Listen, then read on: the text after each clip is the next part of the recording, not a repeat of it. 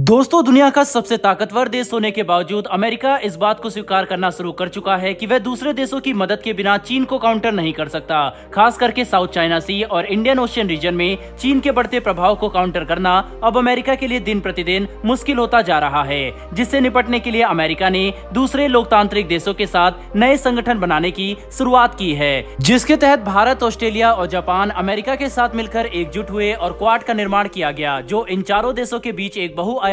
Dialogue platform के तौर पर सामने आया, ताकि सभी देश साथ मिलकर चीन को काउंटर करने के लिए बड़े कदम उठा सके। लेकिन दोस्तों, आपको ये बात जानकर हैरानी होगी कि अब अचानक से अमेरिका ने भारत को छोड़कर जापान और ऑस्ट्रेलिया के साथ एक तीसरे देश को लेकर नया क्वाड बना दिया है। तो चलिए जानते हैं कि आखिर वह क्या वजह है कि अमेरिका ने भारत को छोड़कर इस तीसरे देश को एंट्री दी है, और क्या चीन को काउंटर करने के लिए अमेरिका भारत का साथ छोड़ रहा है या फिर इसका कोई अलग ही मकसद है। तो चलिए अब बिना वक्त गवाए स्टार्ट करते हैं इस वीडियो को। लेकिन उससे पहले अगर आप हमारे चैनल पर पहली बार आए हैं तो चैनल को सब्सक्राइब कर बेल नोटिफिकेशन जरूर दबा ले, जिससे ऐसी वीडियो हमारी सबसे पहले आप तक पहुंच सके। दरअसल दोस्तों, हम जिस नए क्वाड की बात कर रहे हैं उसे अमेरिका ने ऑस्ट्रेलिया, जापान और फिलीपींस के साथ मिलकर बनाया है, जो कि एक मिलिट्री अलायंस के तौर पर काम करेगा, ताकि साउथ चाइना सी में ताइवान को सुरक्षित रखा जा सके और चीन के लगातार बढ़ते आक्रामक नीतियों को काउंटर किया जाए, जो आजकल जापान और फिलीपींस को भी काफी परेशान कर रहे हैं। आपको याद होगा कि कुछ साल पहले विवाद के दौरान चीन का एक नौसैनिक युद्धपोत ऑस्ट्रेलिया के तट तक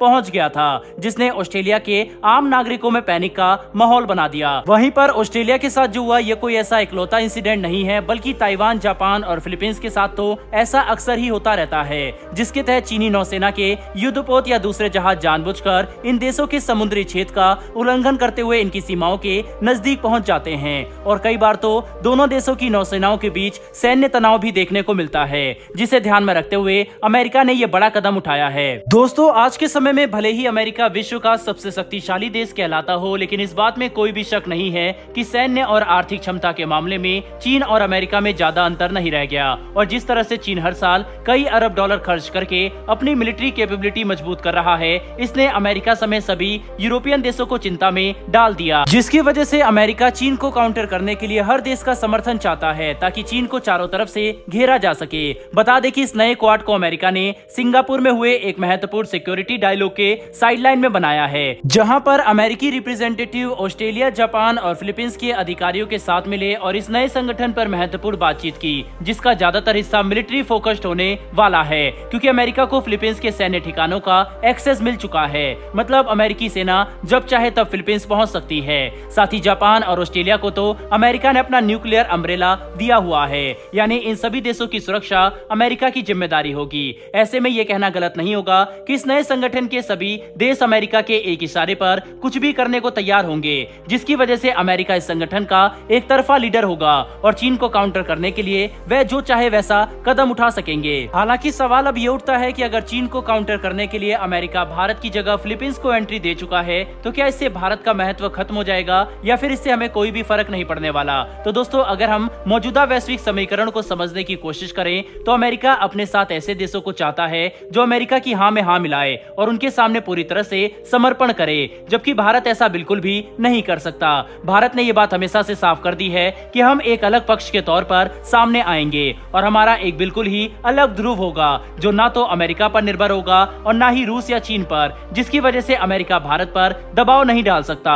साथ ही भारत जितने बड़े और आर्थिक तौर पर मजबूत देश को काबू करना अमेरिका के बस की बात नहीं है, जिसकी वजह से अमेरिका काबू करने में आसान फिलीपींस के साथ मिलकर काम करना चाहता है। लेकिन इससे भारत का महत्व बिल्कुल भी कम नहीं होता, क्योंकि अमेरिका और भारत की द्विपक्षीय साझेदारी आज पिछले कई दशकों में अपने सबसे उच्च स्तर पर पहुंच चुकी है। चाहे वह जॉइंट मिलिट्री एक्सरसाइज हो या फिर जेट इंजन जैसी हाईटेक टेक्नोलॉजी देने की अमेरिका अब भारत के साथ मिलकर हर क्षेत्र में काम कर रहा है। ऐसे में अगर आज से 5 या 10 साल बाद चीन के साथ कोई विवाद भी होता है, तो बिना भारत की सहायता के इंडियन ओशियन रीजन में कोई भी देश ठीक नहीं कर सकता। कुल मिलाकर समझने की कोशिश करें तो ये कहना बिल्कुल भी गलत नहीं होगा कि भारत अपनी आर्थिक और सैन्य क्षमता की वजह से अमेरिका के लिए एक मजबूत पार्टनर देश तो बन चुका है, लेकिन हम खुद नहीं चाहते कि दुनिया हमें अमेरिका का एक अलाई कंट्री माने, और यही वजह है कि अमेरिका भी भारत के साथ अब अपने द्विपक्षीय संबंधों पर ज्यादा ध्यान दे रहा है और चीन को काउंटर करने के लिए नए देशों को साथ ला रहा है, जो लार्जर पिक्चर में भारत के लिए ही फायदेमंद साबित होगा। क्योंकि अभी जो क्वाड संगठन है भारत, ऑस्ट्रेलिया, जापान और अमेरिका का, उसमें भारत नहीं चाहता कि मिलिट्री का का इन्वॉल्वमेंट हो।